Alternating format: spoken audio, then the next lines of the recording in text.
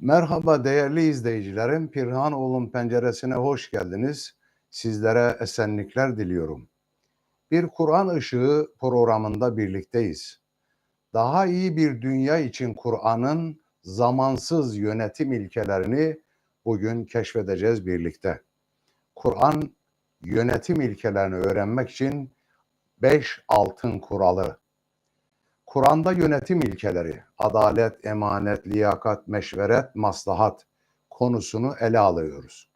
Kur'an-ı Kerim ışığında yönetim ilkelerinin tarihsel ve güncel uygulamalarını inceleyeceğiz. Bu konular üzerinde detaylı olarak durarak adalet, emanet, liyakat, meşveret ve maslahat kavramlarının günümüz yönetim sistemlerindeki önemini tartışacağız. Yönetim ilkelerinin Kur'an'da nasıl yer aldığını ve günlük hayatımızda nasıl uygulanabileceğini öğrenmek için bu videoyu sonuna kadar izleyin lütfen. Kur'an'da yer alan yönetim ilkelerinin hayatımızı nasıl değiştirebileceğini keşfedin. Canlı yayınımıza katılarak sorularınızı sorabilir, görüşlerinizi paylaşabilirsiniz. İyi seyirler. Şimdi konumuzu işlemeye başlayabiliriz. Bismillahirrahmanirrahim. İyiliği sonsuz, ikramı bol olan, sevgi ve merhameti sınırsız olan Allah'ın adıyla.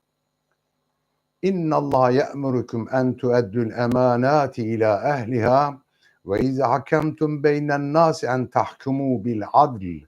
İnna Allah ni'imma ya'izukum bih. İnna Allah kâne semi'an basîrâ. Sadakallahul azim. Sözün doğrusunu Allah söyler. Evet, Nisa suresi 58. ayette Cenab-ı Hak şöyle buyuruyor. Şüphesiz ki Allah size emanetleri yani işleri ehline vermenizi ve insanlar arasında hükmettiğiniz zaman adaletle hükmetmenizi emretmektedir. Allah size ne kadar güzel öğüt veriyor. Şüphesiz ki Allah duyandır ve görendir. Kıymetli izleyiciler, İslam'ın temel kaynağı olan Kur'an-ı Kerim'de bir yönetimde bulunması gereken ilkeler, değerler, kurallardan nasıl ve ne olarak bahsediyor? Bunu nasıl anlayabiliriz? Acaba böyle bir şey var mı? Kur'an-ı Kerim her ne kadar memleketimizde mezarlıklarda okunuyorsa da esasında mezarlıklarda okunmak için değil, yaşayanlar için, diriler için indirilmiş bir kitaptır. Kur'an-ı Kerim'i nasıl okumalıyız? Ölüsü olanlar, taziye evi, mezarlıkta ölülerini defnedenler mezar başında değil, alışveriş yapanlar, parayla uğraşanlar, ticaret yapanlar, siyaset yapanlar, devleti yönetenler, idarecilik yaparlar. Mahkemelerde karar verenler, örgütlerde görev alanlar, insan ilişkiler içinde olan Kur'an-ı Kerim okumalıdır. Çünkü Kur'an onlara sesleniyor. Kur'an 1400 yıl önce Kur'an'da yönetim ilkelerini bildirmiş. Bugün de geçerli olan ilkeler var. Başkanlık sisteminde denetleme, senatör, parlamenter sistemde danışma kurulu, liyakate esaslı atamalar, adil yönetim ve maslahata uygun bütçe ve harcamalar sistemi getirmiştir Kur'an-ı Kerim. Evet, bir devlet yönetenlerde bulunması gereken temel ilkeler nelerdir? Mesela bir muhtar nelere dikkat etmelidir? Bir dernek, bir örgüt yöneticisi, bir teşkilat başkanı, bir şirket müdürü, bir ülke bakanı, başbakanı, cumhurbaşkanı yani yöneticide, kamu idarecisinde bulunması gereken özellikler nelerdir? Kur'an-ı Kerim'de 5 ilke var bununla ilgili. Yönetim ilkeleri olarak Kur'an'dan 5 tane prensip çıkarıyoruz. Ayetlere bakıyoruz, ne ile ilgili olduğuna bakıyoruz. Eğer kamu idaresi yönetim meselesi ile ilgili bir davranışı, kuralı veya ilkeleri değer vaz ediyorsa onu alıyoruz. Yoksa Kur'an-ı Kerim'de bir sürü konu var. Bunların 5 maddede toplandığını görüyoruz. Evet, o 5 maddeden ayeti okuyalım ve maddeleri sırasından incelemeye, analiz etmeye, tartışmaya başlayalım. Bismillahirrahmanirrahim. İnnallâhe ye'murüküm en tueddül emanâti ilâ ehliha ve izâ hakemtum beynen nâsi en tahkumu bil adl. İnnallâhe ni'me ya'izukum bih. İnnallâhe kâne semî'an basîrâ. Evet, Allah size emanetleri ehline vermenizi, yani işleri ehline vermenizi ve insanlar arasında hükmettiğin zaman da adaletle hükmetmenizi emreder. Allah bununla size ne güzel öğüt verir. Allah daima dinleyen ve görendir. Birinci ilke adalet ilkesidir. En tahkumu bil adl. Kur'an-ı Kerim'de der ki, insanlar arasında hükmettiğiniz zaman adaletle hükmediniz. Nisa suresi 58. ayette ve buna benzer birçok ayette Allah adaleti emretmektedir. Yöneticilerin adaletli olmasını istemektedir. Buradan yola çıkarak şunu söylüyoruz. Hükmetmenin, insanlar arasında karar vermenin, insanların geleceğiyle ilgili kararlar vermenin, insanlardan toplanan vergileri nereye harcayacağına dair kararlar vermenin bir tek gerekçesi vardır. O da adalettir. Yani dağılımı yaparken olabildiğince herkesin hakkını vermektir. Yani bütün bunlar adaletle yapılmalıdır. Herkese eşit davranılmalıdır. Dinler, etnik kökenler, mezhepler, partiler, gruplar, ideolojiler, bölgeler, renkler, kültürler karşısında devlet ve o devleti yöneten eşit durmalıdır. Adaletin gereği budur ve herkese hakkını vermeli, kimsenin hakkını yememelidir. İnsanlar çeşitli şekillerde hak taleplerinde bulunabilirler. Bu haklar bizatihi devlet tarafından çiğnendiği an ve o devleti yöneten kişi adaletli davranmadığı zaman Kur'an'a aykırı hareket etmiş olur. Evet, Kur'an'da adaletle ilgili daha çok ayetler var ama adalet ilkesi aynı zamanda devletin varlık gerekçesini de açıklıyor. Bu ne demek anlamına gelir? Bu şu demektir. Eğer insanlar kendi aralarında adaleti sağlayabilselerdi zaten devlete ihtiyaç kalmazdı. Gerçekten de eğer insanlar yeryüzünün herhangi bir bölgesinde güven içinde saldırıya uğramadan kendi aralarında adaleti sağlayabilecek bir mekanizma kurabilseler ne yönetime, ne yöneticiye, ne devlete gerek kalmaz. Bu açıdan devlet tamamen sosyolojik bir zaruretten ibarettir. İlahi bir yönü yok asıl olan devlet değil toplumdur. Yani demek ki bu açıdan bakıldığında bir zaruret vardır. İlahi bir yönü yoktur. Asıl olan devlet değil toplum, yani insanlar. İnsandır, insanlıktır. Hani insanı yaşat ki, devleti yaşat ki insan yaşasın buyurulmuştur. Dolayısıyla da insanların yeryüzünde toplum halinde birbirleri üzerinde hegemonya kurmadan adil, eşit ve özgürce yaşamaları önemlidir. Adalet ilkesinden bu prensibi anlıyoruz ve çıkarıyoruz. İkincisi emanettir. Yani işi ehline vermektir. Yine Nisa suresi 58. ayette emanetler ehil olana verilmelidir. İşler, emanetler ehil olana verilmelidir deniliyor. Yani emanetten maksat nedir? Yöneticilik, bir kamu görevi, vergi toplamak, halkın çocuklar üzerinde karar vermek, insanların 20 yaşında asker gönderdiği çocukların savaşa sürülmesi veya barış içinde yaşamalarına karar vermek.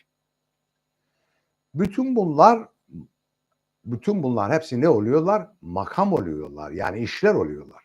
Makamlar ve rütbeler hepsi emanettir. Yönetim, devlet dediğiniz şeyin kendisi zaten sosyolojik bir zaruretten ortaya çıkmış bir emanettir. Devletin yönetimini tüm idareleri Allah'ın bir soya, kişiye, ırka, kavme veya gruba özel lütfu verdiği özel bir mülk olarak değil, sosyolojik bir zaruret ve halkın verdiği bir emanet olarak görmek durumundayız. Yani burada aşırılığa kaçmadan yanlışlık yapmamalıyız.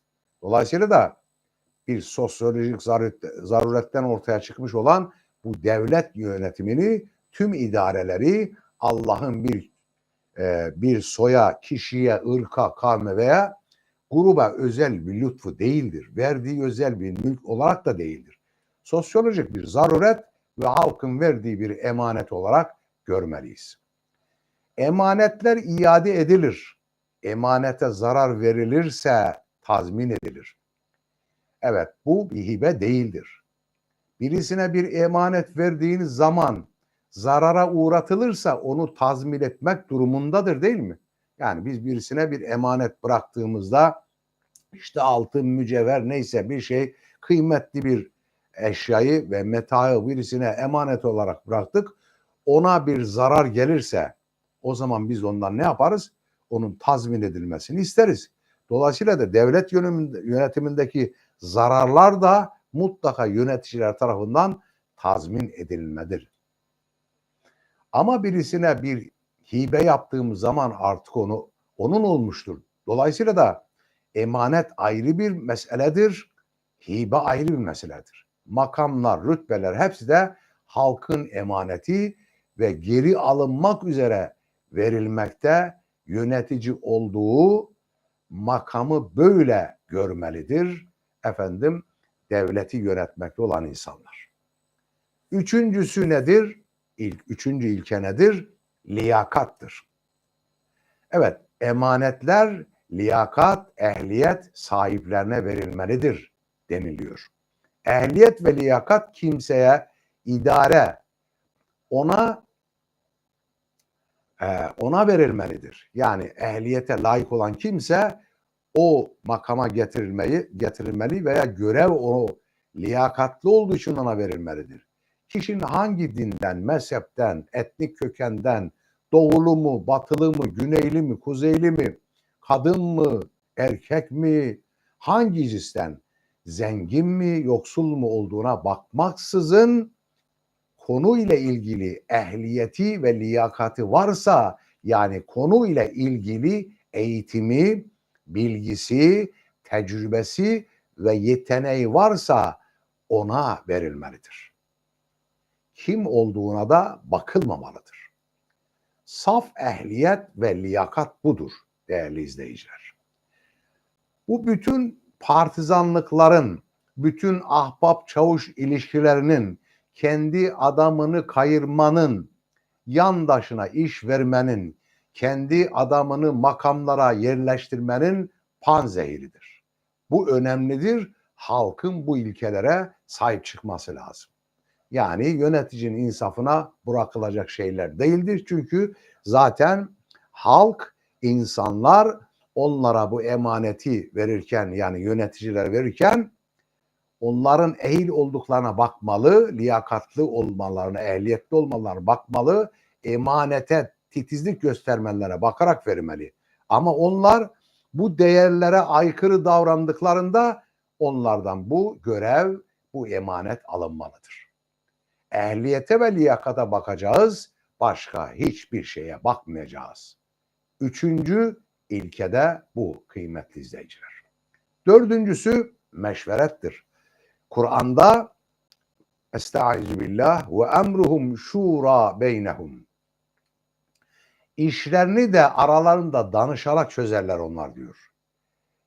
O müminler, Müslümanlar, halk işlerini aralarında danışarak, fikir alışverişinde bulunarak çözerler. Buna çağımızda ortak akıl da diyoruz. Bu çok önemlidir. Tek bir akıl mı, 10 akıl mı? Hangisi daha fazla hata işler? Elbette ki tek akılda daha fazla hatalar, kusurlar olabilir. Ama 10 akıldan birisi yanılmış olsa 9'u doğrulanmış olur. Dolayısıyla da ortak akıl da yönetimde önemli ilkelerdendir. İstişare danışmak demektir. İnsanların fikirlerini sormak demektir.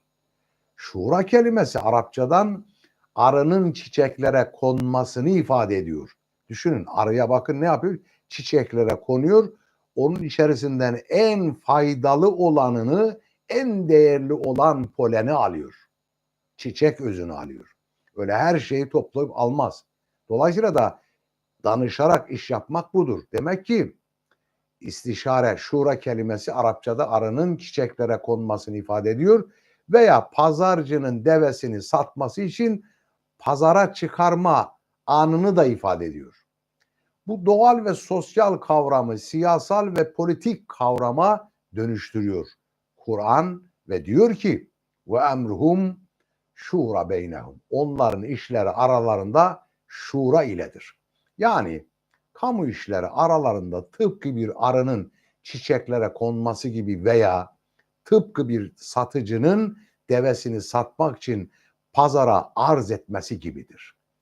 Buradan katılımcılık ve şeffaflık ilkelerini de çıkarabiliriz. Evet, yani yönetimde de katılımcılık ve şeffaf olmaktır. Çünkü halkın yönetime katılması gerekiyor. Öyle oy verip bitmez bu iş. Yani 5 yılda veya 4 yılda yöneticiler seçilmiş oluyor. Ondan sonra tamam demokrasi bu demek değildir. O halk seçmiş olduğu kişileri sürekli denetlemek durumundadır. Yanlış yaptığı zaman hemen karşısına çıkıp uyarması gerekir. Tıpkı çiçeklerin arının bal yapımına katkı sunması gibi. Çiçekler olmasa arının bal yapamayacağı gibi devleti idare eden yönetici de halka sormadan hiçbir şey yapmamalıdır. Evet, hiçbir şey yapmamalıdır. Ve düşünün, nasıl ki çiçek olmadan arı bal yapamıyorsa yöneticiler de halk olmadan bir şey yapamazlar. Yapmış olsalar bile bu sonuç vermez. Kıymetli izleyiciler, halkın tamamını çiçek yerine koymalı, hepsine tek tek konmalı, oradan aldığı özü yoğurarak süzmeli ve balını yapmalıdır. Kamu işleri işte böyle olmalıdır. Kur'an bize bunu öğretiyor. Kur'an ışığında kavramlar bölümünden bu şekilde anlamaya çalışıyorum ben. Sizlere anlatmaya çalışıyorum.